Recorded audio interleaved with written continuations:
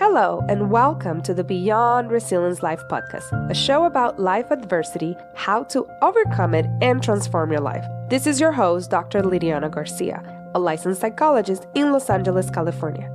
And even though my hope is to deliver information that can be helpful for you to overcome adversity and transform your life, it is not meant to be a substitute from being diagnosed and treated by a licensed mental health, medical, and related professional. Hello, everyone, and welcome to another episode of the Beyond Resilience Life. This is your host, Dr. Lydiana García, and I am excited here for another episode right around the corner where the year is ending. And I bet a lot of you are super stoked that this is done and that this year is very close to an end. So I wanted to focus on today's episode about a reflection for 2020. I think even though it's been a crazy year, it deserves a lot of reflection and a lot of exploring any lessons that are there for 2020 as we're preparing to enter a new year. And I mean, at the end of the day, time is just a concept that human beings designed is not real. But sometimes it helps when we think about cycles and time, when things end and new things begin. It helps our brain to kind of have a little structure about it. So think about it from that perspective in terms of what do you want to close as part of 2020 and what are some ideas that you want to bring into your life, or just reflect about it for 2021. Taking in consideration that even though probably you plan a lot of things for this year, I'm included, a lot of them did not come through or there was so many factors out of your control. So that's in general what I wanted to talk about today. Alrighty, so let's get right into it. So one of the things that help is when you are reflecting about the year, whether you created any of the goals that you had, or you created like how I had that episode for 2020, like my New Year's resolution and process.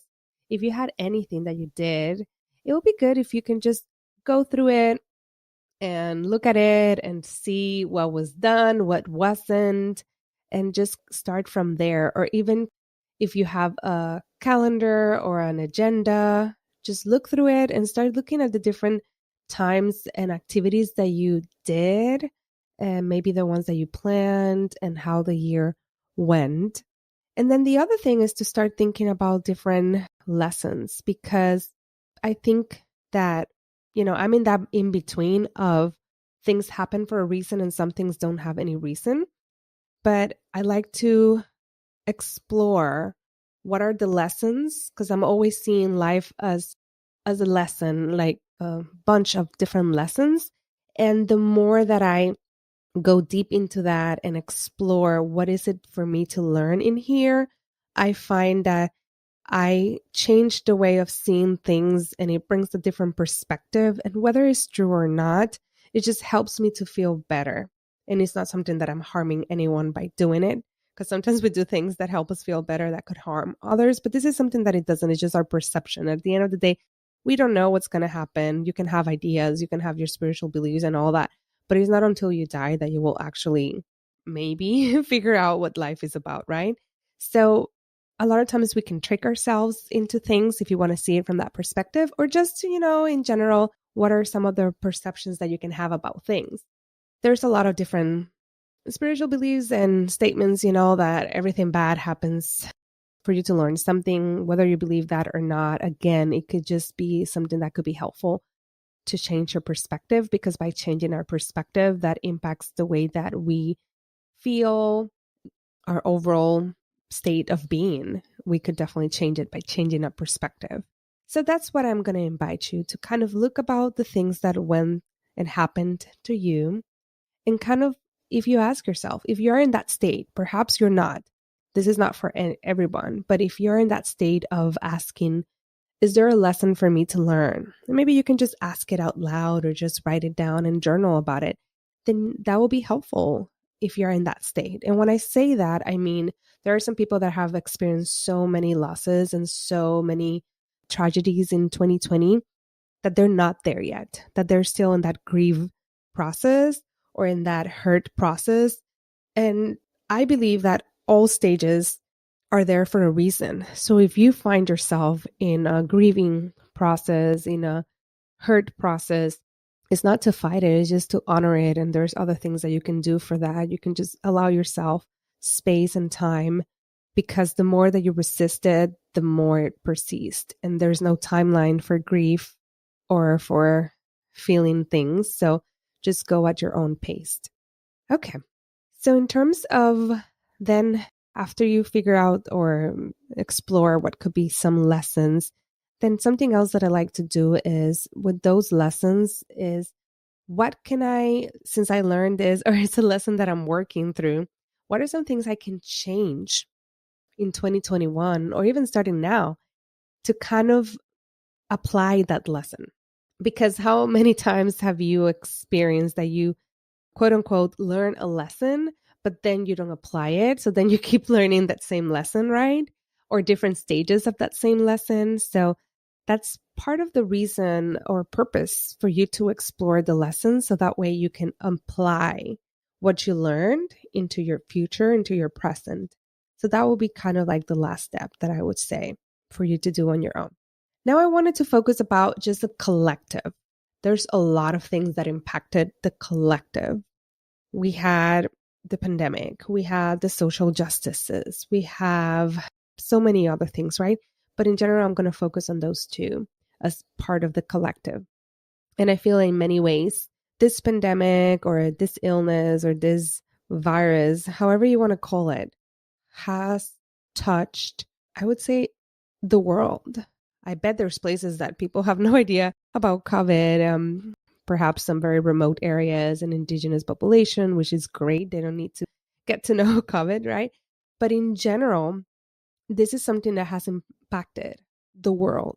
And I think it's one of the first times that I've really reflected about how it feels that someone in Australia, somebody in China, somebody in South America has also been impacted in a way or another by COVID-19. And that's the piece that I think it's really interesting. And there are some things that as a collective, we all experienced. One of them was the push to rest, whether it was by you getting sick or the country was on lockdown or different kind of quarantines or anything. There was that push to rest and push to stay put. And that was so hard for many, many people. And I hope you understand that I'm not dismissing the pain and the things that many are still experiencing. That's not the purpose of this episode. And maybe if you're going through that, maybe this is not the episode for you, if I want to be honest. But I'm just talking in general for the majority that felt pushed to rest, pushed to stay put, pushed to stop doing what they were doing, and fear in a way about what's happening, what's going to happen to them. I'm going to share a little bit of the story of how was it for me when the whole thing started. I remember it was in March. My son was going to get a surgery for the tonsils, and we had a scheduled surgery for the 20th of March, and they canceled the hospital the day before because California, the general surgeon kind of recommended for hospitals to not perform any non-emergency surgery. And we had to do many different things. We ended up having the surgery anyways, more in a private kind of clinic hospital. And it was very interesting because that week I was anyways going to take him out of school because I did not want him to have any cold or any illness before the surgery. But he did not have an opportunity to say bye to his friends. He thought, he was being taken, stay at home because of the surgery. And then there was going to be the spring break. And then I think he needed to be one more week out. And then he was going to return in April. That was the plan. That's what he believed and he thought. And then it was like, boom, it's like no opportunity to say goodbye, no opportunity for transition. It was like, you're not going back. The preschool kind of closed. Some of the essential workers' children continued to go, but I kept him at home, especially after a surgery. And I was also 8 months pregnant. I was due in mid-May. So then it threw all our plans away. My aunt was going to come in May, and she couldn't because of everything going on. So that also meant that our plans for postpartum support got super slim. My parents were coming, they were not coming now. So basically, it was my sister who lives here that helped a little, and my sister-in-law who came from Puerto Rico. And that was it. We did not had much more support. And I remember thinking, my God, this is so hard because this is exactly what I did not want it to happen, to not have help, since that's something that really impaired and impacted my relationship with my son when I was in the postpartum stage with him. And I knew from all the episodes, it was so interesting that I did a second season and the episodes were still airing when COVID hit, about all the support that new mamas need. And I had all these plans of how different I was going to do it this time because I had the privilege and the resources to do a lot of things. And now it's like, ooh, can you allow someone in your house, even if it's support? It was all so scary. And I remember feeling so much anger and despair and grief because of all the things that I wanted to do that were just not able. And then there's other story that I shared a little bit in other episodes that I'm not going to go into in terms of my daughter with her issues with her tongue tie and the surgery in the summer, and et cetera, et cetera.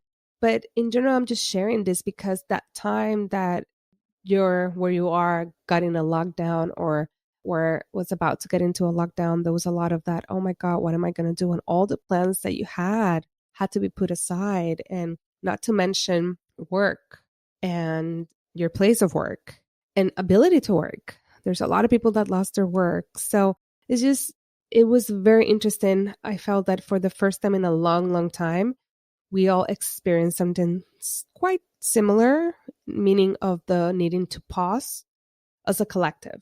And at the same time, even though we're all like being touched by the same ocean, which let's say is the pandemic risk, we all had different, based on our privilege, we all had different kind of vessels, if we had a vessel, to float in the water. Some people were just like swimming on their own.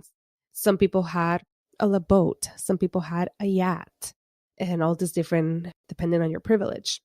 But we were all being touched by the same water. And then so many issues happened in situations in the US that brought a lot of the social injustices and racism and systemic oppression in our country. And I feel like that also was very interesting because the timing of it, technically we were supposed to stay at home and go through all these experiences, especially for BIPOC, Black, as an oppressed community. You had, for the most part, to deal with that on your own. And that was so, so hard. Dealing with that on your own, being at home and not being able to necessarily go places, that in itself very trauma to what we were already going and experiencing. So, there's all these different things that we're going about and all these different experiences, and having to process it by ourselves with limited resources, limited support. And that in itself, I feel like is a secondary trauma.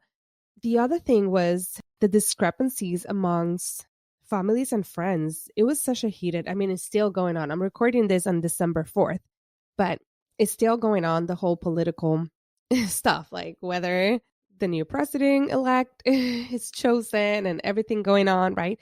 So there's so much politics that happened that it was like, it was never ending. It was like you were getting over something, like processing and integrating, okay, there's a pandemic, it's going to stay for a while. I'm going to stay at home. And then there's a social injustice and all the issues. And then there's like all the politic and everything going on with that. It just hasn't stopped. And we're asked to stay at home because of safety.